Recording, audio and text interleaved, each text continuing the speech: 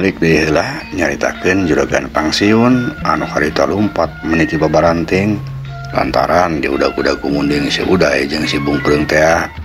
Sampai ka hiji tempat juragan pangsiun eureun lumpatna napas ngahegak turuna ka rasa leuleus ari kesang borobosan maseuhan saawak-awak. Nah aing bener-bener sial pisan hirup teh. Kakarek oge bisa ngobrol jeung Jeheni nu geulis. Bet apes gara-gara rubiah si Rustam tah. Awas ya, engke mah kudu diwarah ku aing mah. Gerentes juragan pangsiun bari nangtung ngareureuhkeun kacapena. Napasna kadenge haeo keneh. Sanggeus rada leler kacapena, juragan pangsiun nuluykeun deui leumpangna mending alenghoy. Cangkengna karasa nyeri, ari tuur masih keneh karasa leuleus. Saja jalan juragan pangsiun terus bae mikiran kumaha carana malas kaseueul ka Bah Rustam. Da emang hatena keukeuh lamun manehna salila ieu apes teh ceunah gara-gara Bah Rustam. Kumaha carana aing ngawarah si Rustam jeung rubiahna. Da ieu mah geus jelas julid manehna ka aing teh. Gerentes juragan pangsiun deui. Keur jongjon leumpang kitu kadenge ku juragan pangsiun aya sababaraha urang ibu-ibu anu keur gegerendengan ngarobrol. Juragan pangsiun curingha kaget ret ka beulah kenca. Rada jauh katempo aya 3 urang ibu-ibu anu keur laleumpang.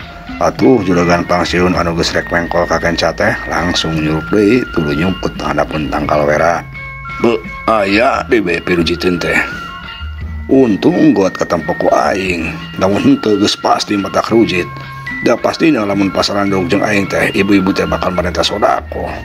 Mana aing teh teu ngendongan duit sabaraha kacan. Lamun teu dibere engkena matak goreng, pasti jadi bahan omongan. Heueuh, engkena si Rustam meureun beuki bunga bae lamun aing ngadenge digoreng ku batur teh. Gerentes juragan pangsiun bari nyempot dina handapun tangkal wera. Ari ibu-ibu nu keleumpangna si Horeng, Cirayati, Ciis jeung Ciomah. Eta kabehana oge geus katelah di lembur eta mah ibu-ibu rarempong. Nya teu jauh beda jeung Ceh Sutarsi. Bari laleumpang teh ibu-ibu ngadon bari ngomongkeun Ambu Yayah jeung Mbah Rustam. Lain Ciis, Ciomah. Kuring mah asa kaguguna aya ari ngadenge carita Mbah Rustam jeung Ambu Yayah teh. Cek ibu-ibu anu ngaran Cirayati. Omongan Cirayati teh rada tarik jadi kadenge jelas ku juragan pangsiun anu keur nyumput. Tah si Horeng maranehna teh geuning keur ngaromongkeun si Rustam. Hade pisan ieu mah ieu. Ieu nu keur ditayangan ku aing teh. Sugan bisa jalan aing melaskan nyeri ka si Rustam jeung pamajikanna. Gerentes juragan pangsiun deui bari terus nyempot. Ceulina beuki rancung-rancung bae hayang ngadenge jelas kana omongan ibu-ibu. Keur kitu kadenge ibu-ibu nu sejena aya nu nembalan omongan Cirayati. Naon teh atuh Cirayati? Cek ibu-ibu anu ngaran Cionah. Ji ari Cionah. Sakuper bari nage. Mana ge gaul Cionah ami ampal kana kaayaan di lembur ieu. Cek Cirayati deui. Nya Cionah mah cicing bae teu da andi mah jadi teu apal kana beja anu keur rame. Ibu-ibu anu ngaran Ciis ilu ngomong. Nya atuh masalah naon teh ya? Kuring hayang nyaho jadi naon teh? Cionah jadi penasaran. Eta masalah Ambu Yayah anu keur timburan bae ka Ceheni. Keur rame beja eta teh Cionah. Cek Cirayati deui. Eta mah geus tibah heula. Kapan tadi nari Bah Rustam teh kungsi bobogohan jeung Ceheni? Cek Cionah. Obrolan eta ibu-ibu beuki kadenge jelas ku juragan pangsiun. Atuh juragan pangsiun anu keur boga rasa seueul ka Bah Rustam teh jadi beuki kasundut bae hatena. komo ayeuna juragan pangsiun teh keur mabejehna bogoh ka Nyi Heni. Ayeuna turug-turug ngandenge beja yen Mbah Rustam teh cenah kungsi bobogohan jeung Nyi Heni. Atuh jadi nyel ambak bae juragan pangsiun teh hatena asa ngagudur. Urang ajar. Bener-bener eta si Rustam rek nyenengan ka aing ieu mah. Lamun diantep bisa jadi panghalang kana hirup aing salilana. Lantas juragan pangsiun kuntuna menika kerot saking ku ambak-ambakna. Ari ibu-ibu anu keur leumpangna geus beki deukeut bae ka palebah panyemputan juragan pangsiun. Atuh obrolan teh kadenge beki jelas bae. Cai Iis, Cirayati, teu rek timuruna kumaha atuh ambu yayah teh nya? Heueuh atuh dasar bogohna Cai Heni jeung Mbah Rustam teh baheulana. Malah mah ye. Kapan baheula teh Mbah Rustam teh rek kawinna teh jeung Nyi Heni lain jeung ambu yayah. Cek Omah. Heueuh bener kitu. Da cek kuring mah da pasti ayeuna ge masih keneh Mbah Rustam teh. Pasti aya rasa keneh ka Nyi Heni eta teh. Cek Iis. Eta ibu-ibu teh leumpangna geus ngaliwatan panyemputan juragan pangsiun. Malah geus rada jauh ayeuna mah. Ari juragan pangsiuna barang ngadenge obrolan ibu-ibu kitu nyebutkeun ieun Mbah Rustam kungsi bobogohan jeung Nyi Heni teh beuki timbul bae jeung bukti panasaran. Maklum keur mujana bogoh teh juragan pangsiun ka Nyi Heni teh ngebet lah lamun istilah budak mora ayeuna mah. Saking ku panasaran-panasarana juragan pangsiun teh jadi poho lamun manehna teh keur nyumput lantaran sieun ibu-ibu eta minta sodaqoh. Juragan pangsiun jadi buru-buru keluar di tempat penyumputanna tuluy ngudag ibu-ibu bari gura-gero. Punten ibu-ibu antosan sakedap. Cek juragan pangsiun bari leumpang gura-gero ka ibu-ibu. Atuh reg ibu-ibu teh ngararandeg kabeh tuluy ngaralieu ka tukang. Barang deh nempo juragan pangsiun ibu-ibu teh meni bunga. Lantaran disangka kumaranehna mah juragan pangsiun ngudag teh rek mere sodaqoh. Alhamdulillah rabbil alamin. Pendak sareng juragan ayeuna mah. Cek Cai Iis. Muhunnya Cai Iis ari tos kana milik nama. Juragan abdi tiluan teh puguh ti tadi teh mularian juragan. Cek Cirayati. Tah kitu Cai Iis Cirayati. Ari geus milik mah dongkap nyalira tah juragan pangsiun teh. Da pastina ge bade masihkeun sodaqoh sanes. Cek Cu Omah. Atuh juragan pangsiun teh meniruas ngadeng ngomongan kitu teh. Beuh cilaka. Nah aing bet siga oray bae nyamperkeun paneungeul. Tadi aing teh keur nyumput lantaran sieun kapentan sodaqoh. Nah aing kalah nyamperkeun sorangan. Aduh. Gerentes juragan pangsiun bari teu sadar nepakana tarangna. Cag urang tunda heula.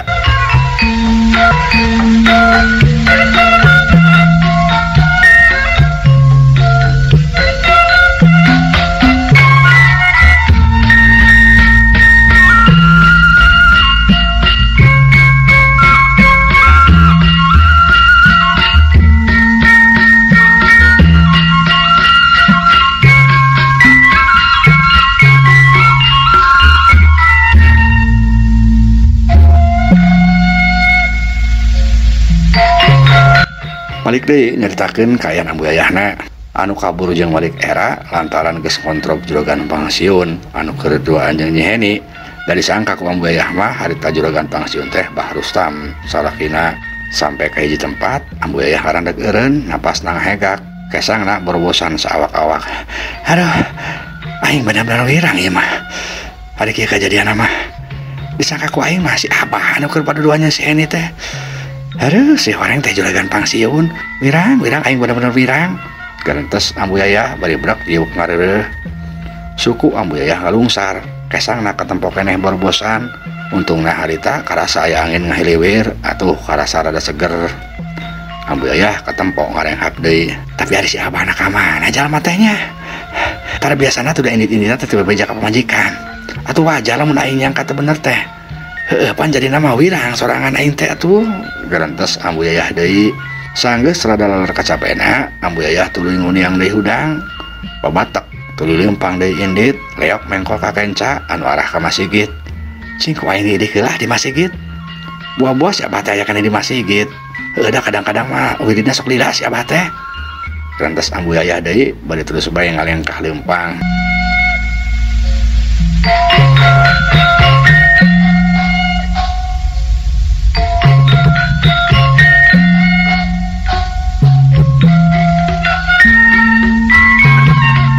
harita kaayaan beuki nyadap kasorenakeun. Panon poe geus beuki deng dek ka belah kulon, jalma-jalma geus loba anu baralik ti pagaweanna masing-masing. Angin leutik ngahiriwir nebak ka dadang daunan meuni kadenge pating korosak karasa matak seger. Sakali-kali kadenge sora embe jeung sapi anu weang patembalan ngarasada ditungtung lembur. Dialokan ku sora hayam bikang jeung hayam jago anu ngasada patembalan. Manuk-manuk pating kaleper sorana kadenge meuni racet nambah kaayaan matak waas cicing di pilemburan. Dina kaayaan kitu Bah Rustam anu kelempang rek balik ngarandeg eureun. Teu karasa waktu teh geus rek asani bae. Mending aing balik deui ka masjid salat berjamaah asar. Sakalin aing ngadua, mudah-mudahan Allah ngagerakeun hate pamajikan aing supaya satuju aing ngawakafkeun kabeh harta aing. Kerentes Bah Rustam tuluy bae Bah Rustam teh balik deui rek ka masjid. Dekat catur di jalanna Bah Rustam geus anjog ka masjid, buru-buru abdas tuluy asup ka jero masjid. Hendak sakedeung ti Bah Rustam asup ka masjid, kurunjung Ambu Yayah datang ka palebah dinya. Ulak ilik kana sandal, breh katempo aya sandal Bah Rustam di dinya. Ambu Yayah ngemplong, tapi beuki hanjakal bae hatena geus udon ka salakina. Si orang heueuh si Abah teh di masjid. Aing bener-bener dosa ya geus angkat puguh ka si Abah. Hampura Abah. Kerentes Ambu Yayah. Ambu Yayah tuluy lempang deui rek balik. Dari maehna mah tara ilu saat berjamaah di masjid. Lantaran dicaram ku Bah Rustamna, da ari awewe mah cenah salatna leuwih halus di imah. Tapi karek sabaraha lengkah, Ambu Yayah ngarandeg deui bae. Tapi buat teuing mah ngan kaparangan bae si Abah kanyawan ku aing di masjid teh. Aing gak percaya heula. Buah-buah mah angger ngalantrah ka awewe sejen. Mun kieu carana mah tetep ku aing kudu diintip heula. Kerentes Ambu Yayah patuh tuluy bae Ambu Yayah teh nguli wed kana rungkun ngawaskeun bari nungguan Bah Rustam anu rek berjamaah asar di masjid.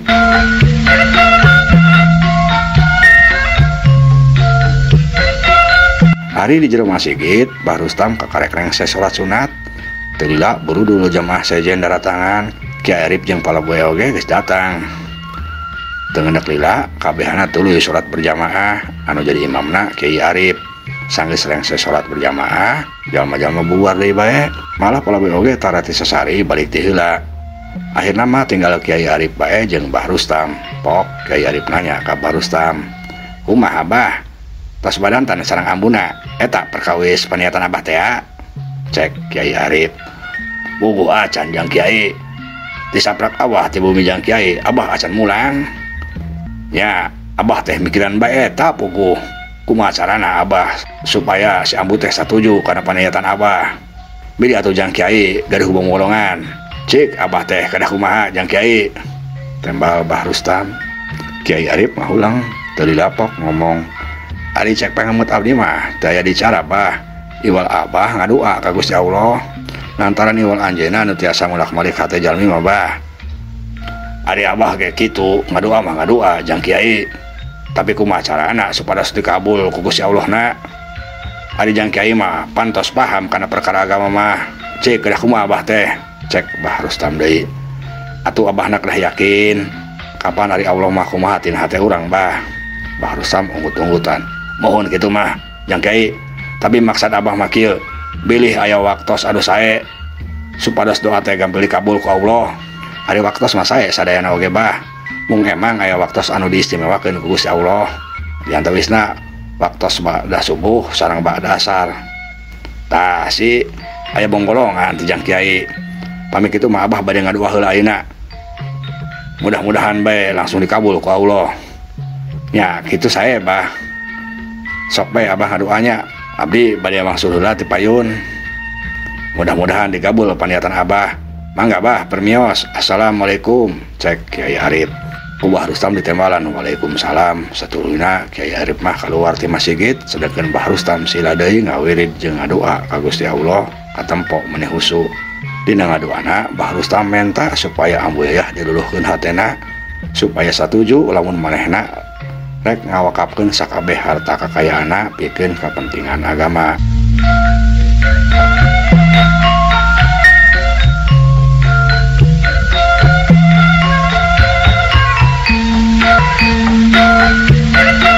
Hari di luar masjid, Ambu Yayah masih keneh nyumput di satu kangen rungkun nungguan Bah Rustam anu wacan keneh keluar ti jero masjid.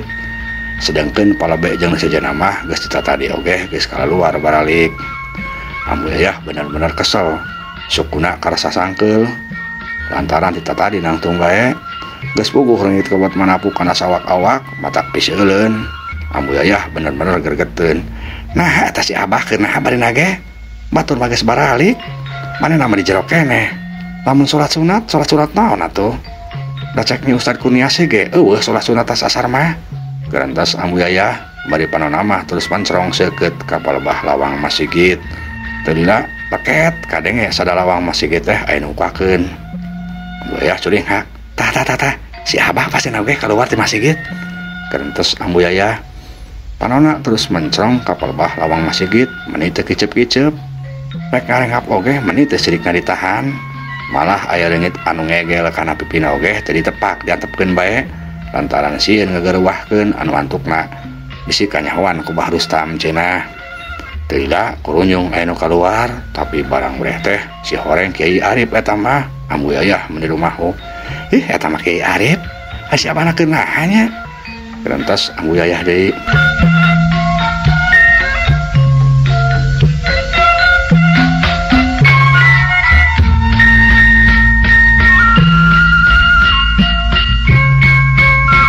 Kaayaan beuki nyedak kaburit sorat tonggeret geus mimiti kade ngereang patembalan diarokan ku sarabancet di pinggir balong anu kaperengana teu jauh ti dinya.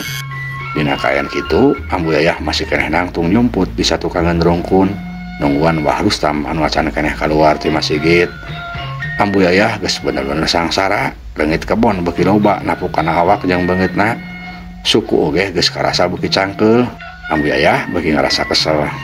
Aing teu ngarti kenah eta bari nage si Abah teh moal kitu kasarean mah. Gerantos Ambu Yayah deui. Keur kitu di belah wetan aya saurang awewe anu keleumpang teu kahaja eta awewe teh ngareret ka palebah rungkun breh katempo ku manehna aya Ambu Yayah nu keur nyumput. Eta awewe si oreng teh Cek Sutarsi reg eureun panonna mencrong kanu keur nyumput. Saha eta nu keur nyumput nya? Cek Cek Sutarsi tuluy ke ketayepan ka pinggir belah katuhu hayang nempo sidik saha anu keur nyumput. Tuluy nangtung satu kangen tangkal cau di belah dinya mah katempo jelas. Breh anu keur nyumput teh si horeng Ambu Yayah. Cek Sutarsi nyarenge, "Ih si horeng Ambu Yayah pasti nawe keur ngintip Bah Rustam tah." "Heueuh, da ngintip saha deui atuh manehna teh?" "Ah sigana mah Bah Rustam na aya keneh di jero masjid. Ambu Yayah pastina keur timburu ye." Lantas Cek Sutarsi, "Ya emang kalakuan Cek Sutarsi mah jalmana kitu sok resep usil. Jadi nempo Ambu Yayah dina kaayaan kitu teh maehna mah kalah bunga. Keun sia digawean sia ku aing mah Ambu Yayah. Dihaja ku aing marek dipapanas pisan." Keurentesna deui Cek Sutarsi oge tuluy ngahep-hep di satu kangen rukun cau nu hijina teu jauh ti Ambu Yayah. Panonna sarua ngawaskeun ka palebah masjid. Breh katempo aya sandal bakia kalaki dina handapkeun teras. Cek Sutarsi ngagerentes, "Si horeng bener Ambu Yayah teh keur ngawaskeun Bah Rustam. Itu buktina aya sandal bakia pasti nu boga Bah Rustam tah." Gerantos Cek Sutarsi teu lila kadenge suara panto masjid sadae nu muka reket. Panon Ambu Yayah jeung Cek Sutarsi malancrong ka palebah panto bray panto muka breh katempo Bah Rustam kaluar tuluy turun make sendal. "Eta si Abah kakarek kaluar tos nah heula bari nage. Keun ku aing diawaskeun reka mana cenah balikna." Gerantos Ambu Yayah ari Cek Sutarsi muleuweud kaluar tina rungkun lalaunan. Panonna mah terus bae ngawaskeun ka Bah Rustam anu keur leumpang indit ninggalkeun masjid. Bah Rustamna terus leumpang kaluar ti alun-alun leok mengkol ka kenca terus mapayan jalan lembur. Ku Ambu Yayah jeung Cek Sutarsi terus diawaskeun. Sanggeus sababaraha rengkah kadenge ku Bah Rustam aya nu ngagerowan, "Abah, punten Bah, antosan sakedap aya priogi." Bah Rustam ngarandeg ngalieu ka tukang, breh kumaha katempo Cek Sutarsi keleumpang nyampeurkeun. Di sajan pihak Ambu Yayah meuni olhok heran nampo Cek Sutarsi ngagerowan Bah Rustam kitu teh. Ngadadana karasa deg-degan, "Eta awewe rombeng rek naon ngagerowan salaki aing?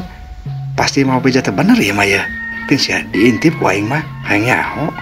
Gerantos Ambu Yayah bari terus ngawaskeun ka Cek Sutarsi anu geus aya di hareupeun Bah Rustam. Kadenge Bah Rustam nanya ka Cek Sutarsi, "Geuning Cek Sutarsi, aya naon ngagerowan kuring?" Tanya Bah Rustam. "Puguit aya beja Abah, bejana penting bukan nama penting tembal Cek Sutarsi. Bah Rustam kerung, penting teh penting kumaha sok atuh caritakeun cek Bah Rustam deui. Sama meh ngomong deui Cek Sutarsi ngareng heula. Hari juru panona rada meletet saeutik kapal Bah Rungkun anu dipake nyemput ku Ambu Yayah. Ngajakeun meh nama memang niat rek mapanas Ambu Yayah. Perkawis nih Bah, cek si Sutarsi ngomongna dihajakeun rada tarik ambih kadengieun ku Ambu Yayah ti ditu nama. Bener bae ngadenge kitu Ambu Yayah teh mending hayap deui bae. Kurang ajar. Perkara si Nurus Tunjung heni cenah. Nah maka disebut penting. Sugan si Abah teh disatukeun aing mah angger aya hubungannya si Nurus Tunjung nya. Gerentes Ambu Yayah dadana karasa ngahayap deui. Lamun teu sadar mah geus hayang ngahaok bae nyarekan ke Bah Rustam. Ngan untungna Ambu Yayah bisa nahan keneh jeung cek pikirna hayang nyaho kumaha ketak Bah Rustam saterusna. Antuk nama masih ambek oge Ambu Yayah teh nyabar-nyabar maneh. Keur kitu Bah Rustam kadenge nyarita deui. Perkara nyeheni kumaha dimaksud penting teh Cek Sutarsi? Naon hubungan jeung kuring? Ih ari Abah sapura-pura. Kapan ari wartos Abah hoyong ka nyeheni teh? Tos sabibir hiji Bah di lemur ieu mah. Tos barahi apal, tos nyebar. Cek Cek Sutarsi beuki ngahajakeun bae ngomongna ambih Ambu Yayah bener-bener panas. Memang bener ngadenge omongan Cek Sutarsi kitu, Ambu Yayah beuki ngahayap bae leungeunna geter. Tandaning nafsuna bener-bener ngagudur. Tapi Ambu Yayah tetep kena sadar. Ngan katempo menitip perkat bae untungna kakerot. Kurang ajar. Bener-bener kurang ajar ieu mah. Tah si bener cenah batur ge parahi apal. Lamun si Abah teh aya hubungannya si Heni. Dasar Nurus Tunjung duana ge.